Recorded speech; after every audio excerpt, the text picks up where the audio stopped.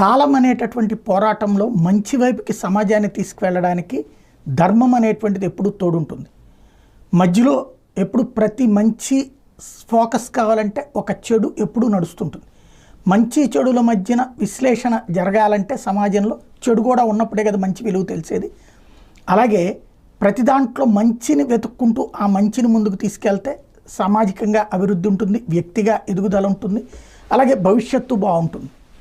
ఓ రకంగా ప్రస్తుతం యువతరం సినిమాలకి అలవాటు పడిపోయి అదే ప్రపంచంలో కొట్టుమిట్టాడుతూ ఆ హీరోల అలవాట్లకి ఆ మోజులో పడిపోయి సిగరెట్ తాగడం సహజం, మందు కొట్టడంలో తప్పు లేదు, డ్రగ్స్ తీసుకోవడం అనేటటువంటిది ఒక హీరోయినిజం అనుకునేటటువంటి రోజులలో పవన్ కళ్యాణ్ అనేటటువంటి వ్యక్తి ఒక సినీ నటుడుగా అదే యువతరాన్ని అట్రాక్ట్ చేస్తూ అవి వద్దన్నటువంటి విధంగా ప్రజల్ని యువతరాన్ని అంటే ఎవరైతే ఈ సినిమా